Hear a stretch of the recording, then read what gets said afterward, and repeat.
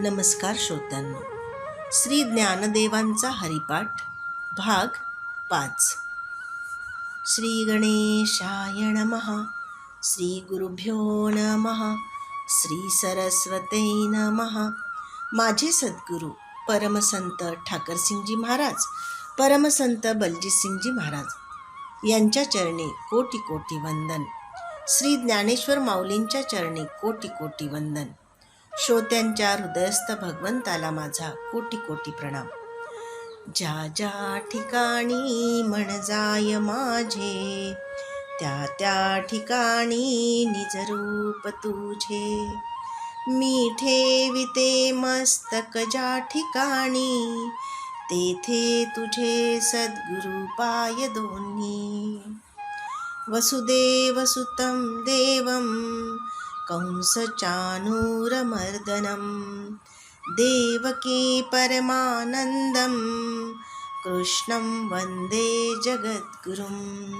श्री कृष्ण भगवान की जय. आत्मतत्वांची ओळख.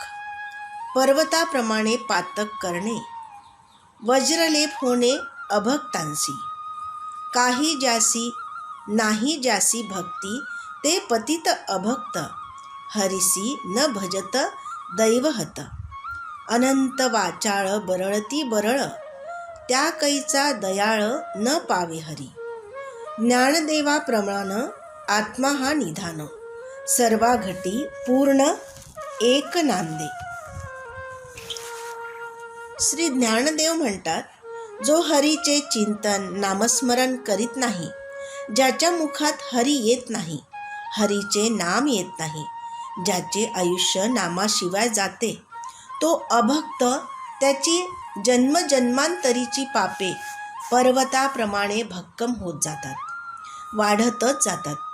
त्या पापापासून त्याची सुटका होत नाही, तो अज्ञानीच होय. एकदा अर्जुनाने श्रीकृष्णाला प्रश्न विचारला, केशवा, जर मृत्यू सगळ्यांनाच येणार असेल, तर ते भजन, कीर्तन, पूजन, अर्चा हा सत्संग कशाला? जे मनुष्य मौज मस्ती करतोय त्यालाही मृत्यू येणारच आहे, आणि जो सत्संग करतो त्यालाही.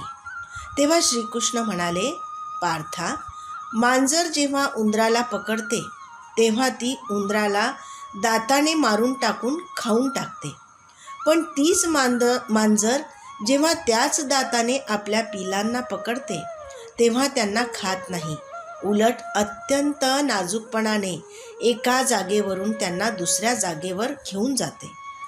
दात तेच आणि तोंडही तेच, फक्त परिणाम वेगवेगळे. तसेच मृत्यू एकच आहे, पण एक प्रभूच्या चरणांमध्ये विलीन होतो आणि दुसरा 84 लक्ष योनीत पुन्हा पुन्हा जन्म घेऊन मरत असतो. अज्ञानामुळे केलेल्या पापाचं फळ भोगत असतो दुःखरूपाने. आत्मा परमात्मा एकच आहे, हेच अद्वैत, हेच आत्मतत्व.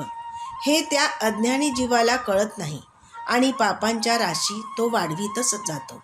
ज्ञानदेव सांगतात, या पापांच्या मुक्तीसाठी स्वतः कार्य केलं तरी कर्तेपणाचा भाव विसरून प्रभुचरणी आपलं कार्य अर्पण करायला हवं, तरच त्याला प्रभूची खरी ओळख व्हायला सुरुवात होते. प्रथम त्याग मग लाभ, अशी ही अहंभाव विसरायला लावणारी प्रभूंची सेवा कठीण खरी, पण ज्याला परमेश्वराची आस लागलेली आहे ना, परमसुखाच्या मार्गावर जायचं आहे, त्याच्या हातून झालेलं कार्य ईश्वरार्पण करण्याची बुद्धीही प्रभूच देतो. फक्त प्रथम तसा संकल्प हवा. संत नामदेव म्हणतात, कायेन वाचा मनसेंद्रियर्वा, बुद्ध्यात्मना वा प्रकृती स्वभावात, करोनी यत् यत् सकलं परस्मै नारायणाती समर्पयामी. काया वाचा मन इंद्रिय बुद्धींनी केलेले सर्व कार्य नारायणाला समर्पित करायला हवे. कुठल्याही फळाची अपेक्षा न करता केलेले निष्काम कर्म, यामुळे मनुष्य कुठल्याच बंधनात पडत नाही. हे सारं समजून उमजूनही भल्या भल्यांचा मीपणा मात्र जात नाही. एकदा ययाती राजा पुण्यकर्माच्या बळावर स्वर्गाचा राजा होण्याच्या लायक बनतो. इंद्राला खुर्ची सोडावी लागणार याचं वाईट वाटलं. त्याने देवांचे गुरु बृहस्पतींना यावर उपाय विचारला. तेव्हा ते म्हणाले, राजा ययाती जेव्हा स्वर्गात येईल तेव्हा त्याला त्याच्या पुण्यकर्माबद्दल विचार. इंद्राने ययातीला तसं विचारल्यानंतर त्याने आपण प्रजेसाठी काय काय मोठमोठी कामं केली याचा पाढाच वाचला. मी हे केलं, ते केलं असं अहमपणाने, मीपणाने सांगता सांगता त्याचा पुण्यसंचय घटत गेला आणि त्याला पुन्हा पृथ्वीवर परत यावं लागलं. आपण केलेली सर्व पुण्यकर्म मी नव्हे तर ईश्वराने माझ्याकडून करवून घेतली असा भाव ठेवल्यास माणूस कर्मबंधनात तर अडकत नाहीच, शिवाय भगवंत त्याला त्या कर्माचं भरभरून फळ देतो. संत ज्ञानेश्वर म्हणतात, भक्तीमुळे कर्मबंधन उरत नाही. मी, तो आणि सर्व जगत एकच आहे आणि याची प्रचिती येऊ लागते. अनंत वाचाळ बरळती बरळ, त्या कैचा दयाळ न पावे हरी. अभक्त, ईश्वरावर श्रद्धा नसणारी व्यक्ती नामस्मरण करीत नाही, पण दैनंदिन व्यवहारात मी म्हणून स्वतःचा मोठेपणा सतत बरळत असतो. पैसा, सत्ता, स्वार्थ आणि बाह्य निर्जीव वस्तूसाठी जीव जाईस्तोवर, प्राण कंठास येईस्तोवर झटत असतो. अशांना हरी कसा बरा मिळेल? आणि हरीशिवाय निर्मळ आनंद, अवीट आनंद, असीम सुख मिळणे शक्यच नाही. एका हरीशिवाय सारस नाशिवंत कधीतरी संपणार असतंच. नामस्मरणासाठी, संत संगतीत वेळ घालविण्यासाठी जे आम्हाला वेळच मिळत नाही असं म्हणतात, ते शानशौक, खाणेपिणे, फिरणे, TV बघणे, झोपण्यात आपला कितीतरी वेळ घालवितात, पण नामस्मरणासाठी मात्र वेळ नसतो. संत ज्ञानोबा माऊली प्रेमाने समजाविते, बाबा रे, नामस्मरणासाठी ओठ किंवा जीभसुद्धा हलविण्याचे कष्ट पडत नाही. फक्त चित्त शुद्ध हवं. मन निर्मळ असल्यास राग, द्वेष, मद, मत्सर इत्यादी दुर्गुण तिथं येणार नाही. मग मन कलुषित होणार नाही. फक्त शुद्ध अंतःकरणाने नामस्मरण हृदयाच्या अंतरंगात सतत अव्याहत सुरू ठेवण्यास परमेश्वराच्या अस्तित्वाच्या खुणा आपोआप जाणवायला लागतील. वाऱ्याचे वाहणे असो की झाडाला फळ अंकुरणे असो, बाळाचे जन्म घेणे असो वा माणसाचे मृत्यू पावणे असो, ईश्वराच्या आज्ञेशिवाय काहीही शक्य नसते हो. सर्वत्र त्याची सत्ता. परंतु मीपणाच्या अहंकारात, खोट्या अभिमानात तो इतका मग्न असतो की माणूस स्वतःचाच घात करून घेत असतो. यासाठी हा दृष्टांत अगदी बोलका आहे बघा.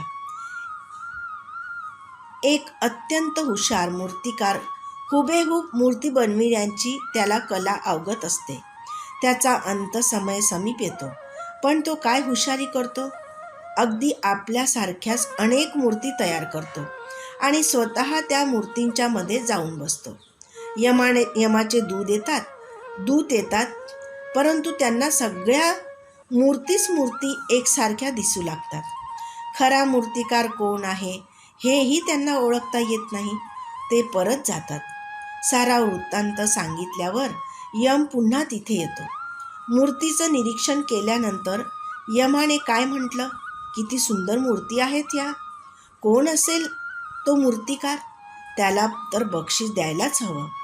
मूर्तीमधून मूर्तिकार येऊन मोठ्या आनंदाने म्हणतो, महाराज, मीच आहे तो मूर्तिकार.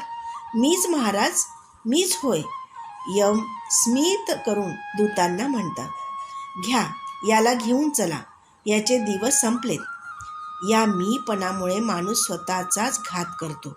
ही तर सारी ईश्वरीय सत्ता, मी मात्र निमित्त मात्र आहे असं म्हणून त्याने आपली कर्मे ईश्वराला समर्पित केली तर ईश्वर त्या कर्माचं भरपूर फळ आपल्या झोळीत टाकतो. मात्र नामस्मरणामुळेच या दिव्य ईश्वरीय सत्तेचा अनुभव येऊ लागतो. जे आहे तेच पाहायचे आहे, त्यासाठी वेगळा वेळ तो कशाला? आवड असेल तर सवड मिळतेच हो. संसारात राहून काम करता करता रात्रंदिन त्याचे नामस्मरण सतत करता येते. रामकृष्ण परमहंस म्हणतात, जेव्हा तुम्ही संसारातल्या कामात गुंतले आहात तेव्हा हाती काम मुखी राम बोला हो. श्रीमन्नारायण नारायण हरी हरी.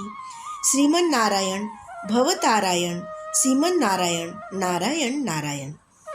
माता नारायण, पिता नारायण, गुरु नारायण नारायण नारायण. खाते नारायण, पिते नारायण, सोते नारायण नारायण नारायण.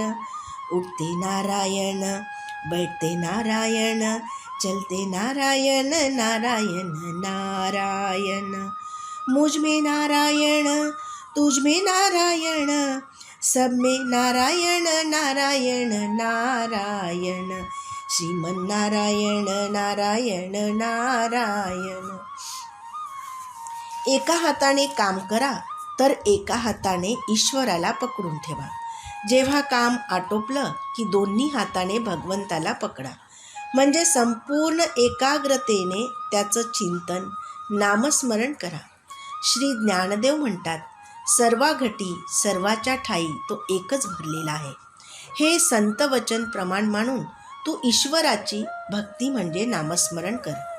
तेषा सततयुक्तानां भजता प्रीतिपूर्वकं ददामि बुद्धियोगम तम येन मामुपयांती ते. गीतेत भगवंत म्हणतात, नेहमी माझे भजन करणाऱ्यांना मी असे ज्ञान देतो की ज्याने ते मला येऊन मिळतील, प्राप्त होतील. नाम हेच खरे अमृत. संतांचे संगती मनोमार्गगती, आकळावा श्रीपती येणे पंथे. रामकृष्ण वाचा भाव हा जीवाचा, आत्मा तो शिवाचा राम जप. एकतत्वी नाम साधिती साधन, द्वैत्याचे बंधन न बाधिजे. नामामृत गोडी वैष्णवा लाधली, योगिया साधिली जीवन कळा. सत्वर उच्चार प्रल्हादी बिबला, उद्धवा लाधला कृष्णदाता. ज्ञानदेव म्हणे, नाम हे सुलभ, सर्वत्र दुर्लभ विरळा जाणे. माऊली म्हणते, मनाचा एक मोठा गुण असा आहे की जेथे सुखाचा अनुभव येईल तेथे ते थांबते, म्हणून त्याला परमेश्वराच्या अनुभव सुखाचे कौतुक दाखवित राहावे. केवळ संतांच्या संगतीनेच ही गोष्ट घडून येते. भगवान शिवशंकर ज्याचे ध्यान करतात, आराधना करतात, जो रामनाम जप शिवाचा आत्मा आहे, प्राण आहे, प्रिय आहे, तोच रामनाम जप जीवाचाही भाव आहे, स्वभाव आहे. असे हे नाम एकमेव तत्व आहे. या नामाची साधना, उपासना जे करतात ते थेट परमात्म्याशी येऊन मिळतात, ईशतत्वाशी एकरूप होतात. महान कष्ट, घोर तपश्चर्या करून ज्या सिद्धी योग्यांना मिळतात त्यापेक्षाही श्रेष्ठ वरदान, अत्युच्च सुख नामस्मरणाने भक्तांना मिळते.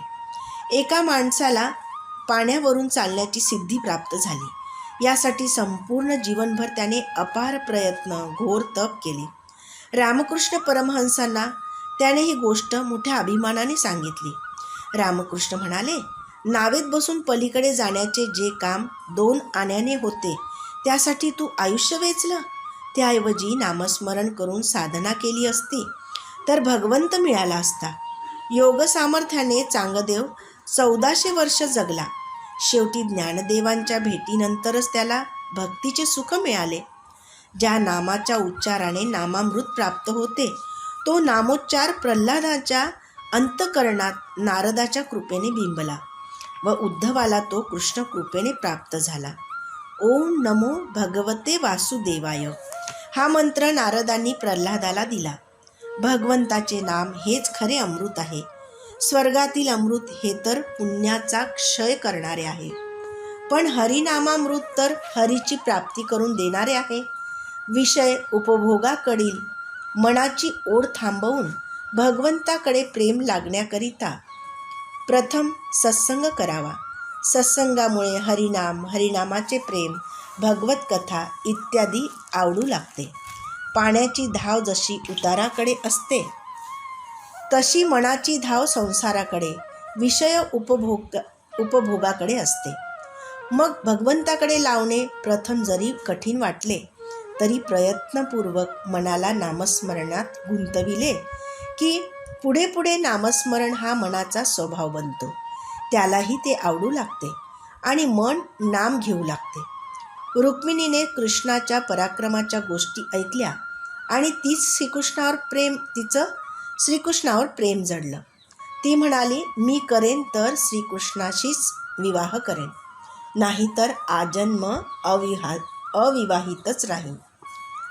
भगवत कथा ऐकता ऐकता भगवंतावर, त्याच्या नामावर प्रेम जडू लागते हो. हे मोठे भाग्यानेच मिळतं बरं का. हे सारे गुरुकृपेनेच होऊ लागते. श्री गुरुमुखाने घेतलेले नाम साक्षात्कार करून देते. माऊली म्हणते, हरिनाम हे अत्यंत सोपे व अचूक साधन आहे. इतर सर्व साधने कठीण आहेत.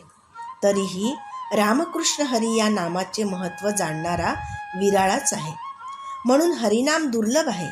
हरिनामाचा ध्यास, त्याची गोडी असणारा एखादाच असतो. जन्मजन्मांतरी असेल पुण्य सामुग्री, तरीच नाम जिव्हाग्री येईल श्रीरामाचे. म्हणून नामस्मरणाचं महत्त्व अनन्यसाधारण आहे. श्रीकृष्ण भगवान की जय. राम म्हणा की श्याम म्हणा हो, घ्या कुठलेही नाम हवा पण अंतर्यामी भाव, हवा पण अंतर्यामी भाव. रामकृष्ण हरी जय जय रामकृष्ण हरी, रामकृष्ण हरी जय जय रामकृष्ण हरी, रामकृष्ण हरी.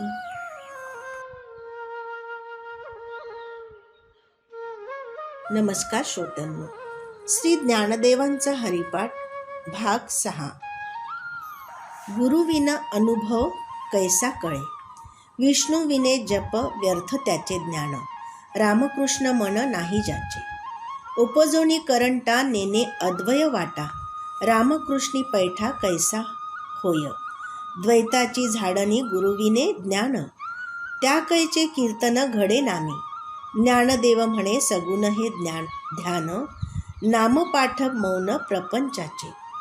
सुंदर मनमोहक रूप, सुडोल बांधा, लांब सडक काळे भोर केस, गोरापान रंग, नाकी डोळी नीटसं सारस कसं छान रूपडं. पण एका गोष्टीची उणीव, ती म्हणजे त्या रूपवतीत प्राण मात्र नाही, चैतन्य नाही, निष्प्राण असं ते शरीर. मग अशा सुंदर शरीराचं करायचं तरी काय. उलट जितक्या लवकर अग्नीच्या स्वाहा केलं तेवढं चांगलं. तसंच भौतिक वस्तूचं सर्व अत्याधुनिक सुखसोयींनी मानवी जीवन संपन्न आहे. पण एका गोष्टीची मात्र उणीव जाणवते, अगदी तीव्रतेने. सुखसोयींनी ती गोष्ट कोणती, तर समाधान, मनशांती, आनंद, उत्साह, चित्ताची शांतता. तीच नसेल तर शरीराचं स्वास्थ्यही राहणार नाही. पण ह्या सगळ्या अत्याधुनिक सुखसोयींचा उपभोग तरी कसा घ्यायचा. मग त्या नुसत्या शोभेच्या वस्तू. तसंच जप, तप, ध्यान, साधना, पूजा अर्चा, सण वार सारं यथासांग सुरू आहे. पण ज्ञानदेव म्हणतात, जर पूजेत मन नसेल, त्या पूजेच्या सोहळ्याचा नायक, केंद्रबिंदू असा जो परमेश्वर, त्याच्याशी तुमचे नाते जुळले नसतील, त्याच्याशी तुमचा हृदयाचा संवाद जर साधला नसेल, तर समस्त सोपस्काराला काय अर्थ आहे. विष्णू विने जप व्यर्थ त्याचे ज्ञान, रामकृष्णी मन नाही त्याचे. केवळ एक उपचार आटोपला, एक विधी आटोपला एवढाच त्याला अर्थ. पण तो विधी ज्या भगवंताशी नाते जुळावे यासाठी केला जातो, ते कार्य मात्र साध्य होत नाही. पुष्कळदा लग्न कार्य, पूजेच्या वेळी ब्राह्मणाला महाराज लवकर पूजा आटपा, शॉर्टमध्ये सांगा ना, लोक खोळंबलीत जेवणासाठी असे सांगण्यात येते. किंवा जो ब्राह्मण थोडक्यात पूजा आटोपतो त्याला बोलविण्यात येते. अशा पूजेला काय अर्थ असतो हो. श्रीकृष्णाच्या नामस्मरणाच्या वेळी श्रीकृष्णाच्या नामकरणाच्या वेळी गर्गमुनींनी नंदाला सांगितलं, सगळ्या गावाला आमंत्रण दिल्यास मला श्री विष्णूची पूजा नीट सांगता येणार नाही, तेव्हा गावभोजन नंतर दे. आज यथासांग पूजाच करूया. ईश्वराची पूजा ईश्वराशी एकरूप होऊनच करावी. अशा पूजेतून समाधान, आनंद मिळतो. उपजोनी करंटा नेने अद्वैत वाटा, रामकृष्णी पैठा कैसा होय. केवळ खूप धन कमविलं, माड्यावर माड्या बांधल्या, प्रतिष्ठा प्रसिद्धी मिळविली, पण ईश्वराकडे दुर्लक्ष केलं, त्याचं अस्तित्व, त्याची सत्ता न मानता स्वतःच्या कर्तृत्वाचा मोठेपणा झेंडाच मिरविला, तर ज्ञानदेव म्हणतात, त्याच्यासारखा करंटा दुसरा कोण असेल. खरंच माणसाला मीपणाचा केवढा अहंकार असतो ना. एक प्रसंग आहे बघा. उन्हाळ्याचे दिवस होते. मंदिरात कीर्तन सुरू होतं. भरपूर गर्दी, पण गरमीही तशीच हो. परंतु एक वृद्धा पंखाच लावू देत नव्हती. एकाने विचारलं, आजीबाई, तुम्ही पंखा का लावू देत नाही? तर ती म्हणाली, अहो, त्या पंख्यावरनं माझं नाव आहे. मी मंदिराला दिलाय ना. पंखा लावला तर माझं नाव कोणाला दिसणारच नाही ना. श्री ज्ञानदेव म्हणतात, मीपणाचा झेंडा मिरविणाऱ्या अशा करंट्याला ईश्वराची प्राप्ती तरी कशी होईल हो. मनुष्य जन्माची खरी सार्थकता तर अद्वैताचा अनुभव घेण्यातच आहे. द्वैताची झाडणी गुरुविने ज्ञान, तथा कैचे कीर्तन घडेल नामी. अद्वैत म्हणजे जीवाशिवाचे ऐक्य, म्हणजेच माझ्यातील आत्मा आणि सर्व प्राणी मात्रातील आत्मा एकच आहे. हेच चैतन्य, हा आत्मा आणि परमात्मा यांचं ऐक्य म्हणजेच अद्वैत. हे चैतन्य म्हणजेच ईशतत्व. या ईशतत्वाचा म्हणजेच या अद्वैताचा अनुभव घ्यायचा असेल तर द्वैत म्हणजे मी आणि तू, मी आणि ईश्वर वेगळा आहे असा समज प्रथम नाहीसा व्हायला पाहिजे. देह पंढरी, आत्मा विठ्ठल, माझ्यातच तो विठ्ठल सामावलेला आहे असे ज्ञान नसणे म्हणजे द्वैत. या द्वैताची झाडणी गुरुविना शक्य नाही. अद्वैत ही काही शब्द ओळख नाही आहे, तो अनुभव आहे.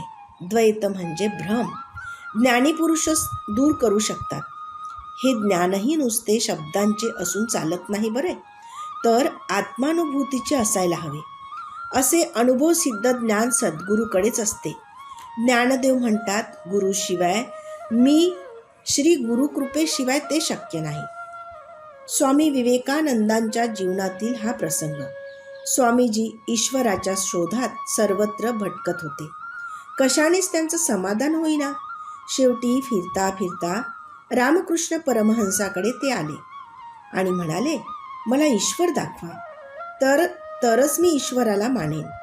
रामकृष्णांनी त्यांना फक्त अंगठ्याने थोडासा स्पर्श केला आणि विवेकानंदांना इतकी समाधी लागली की त्या समाधीतून परत येण्यासाठी रामकृष्णांना प्रयत्न करावे लागले. म्हणाले, हे समाधी सुख एकट्यानेच घेण्यासाठी तुझा जन्म झाला नाही आहे. हा ईश्वरीय दिव्य आनंद सगळ्यांना मिळावा यासाठी तुला प्रयत्न करायचे आहे. गुरुशिवाय ईश्वराचा परमानंद मिळू शकत नाही. गुरु वशिष्ठांनी श्रीरामांना जो आत्मबोध केला तो वशिष्ठ गीता म्हणून प्रसिद्ध आहे. नामामध्ये असलेला परमात्मा गुरुकृपेशिवाय या ईश्वराची ओळख होणारच नाही. ज्ञानदेव प्रत्यक्ष आपला अनुभव सांगतात हो. असे हे श्रीहरीचे नाम मी सतत स्मरत असतो आणि माझं मन सतत श्रीहरीचे सगुण रूप न्याहाळीत असते. त्याच्या विलोभनीय रूपाभोवतीच माझे मन चक्षु गुंजारव करीत असतात आणि मग सांसारिक गोष्टीविषयी माझे मौन घडते. जीवनातील दुःख, काळजी सारंच गौण वाटते. त्याच्याच नामस्मरणात मन गुंतल्यामुळे ते नेहमीच प्रसन्न वाटतं, प्रफुल्लित, उल्हासित वाटतं. नैराश्य पूर्ण पळून जातं. मन ज्याचे ध्यान करीत असते, ज्याचे चिंतन करीत असते, त्याची शक्ती, त्याचे गुण, त्याच्या जवळील आनंद आपल्याजवळ येत असतो. ईश्वर आनंदाचा सागर, सुखाचं सरोवर. आद्य श्री शंकराचार्यांच्या जीवनातील एक प्रसंग आहे. एक भिल्ल राजा त्याला त्याचा नवस फेडण्यासाठी पुन्हा थोर साधू संतांचं मस्तक देवीला वाहायचं होतं.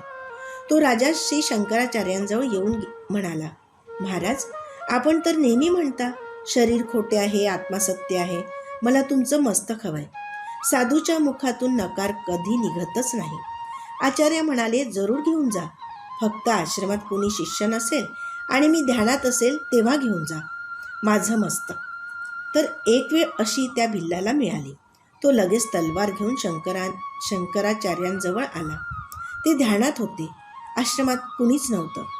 तो भिल्ल राजा शंकराचार्यांच्या मानेवर तलवार मारणार तेवढ्यात त्यांचा पद्मपाद नावाचा शिष्य सिंहाच्या चपळाईने धावत आला. त्याने उगारलेली तीच तलवार घेऊन शिष्याने त्या भिल्लाला ठार मारलं. तो शिष्य नृसिंह भगवानचा उपासक होता. आश्रमाबाहेर गेलेला तो, त्याला एकदम काहीतरी वाईट घडत आहे याची जाणीव झाली आणि सिंहाच्या वेगाने तो आश्रमात येऊन थडकला. शंकराचार्यांचे प्राण वाचले. आपण ज्या देवाची उपासना करीत असतो त्याचे गुण आपल्याजवळ येत असतात. आणि मुंग्यांचं चिंतन करता करता ती भुंगाच होऊन जाते. हे आठवून सीतामाई अशोकवनात असताना रावणाची दासी त्रिजटेला म्हणते, त्रिजटा, मी सतत रामाचं चिंतन करीत असते ग. रामचिंतन करता करता मी रामरूप तर होणार नाही ना? मला तर श्रीरामाची सेवा करायची आहे. तेव्हा त्रिजटा म्हणाली, माई, अगं जसं तू रामाचं नित्य चिंतन करतेस ना, तसं श्रीराम पण नित्य तुझं स्मरण करतात.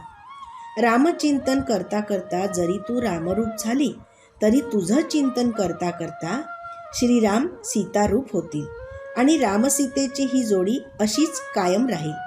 तू मुळीच काळजी करू नकोस. मन ज्याचे चिंतन करीत असते त्याविषयीची चर्चाच ओठावर येते.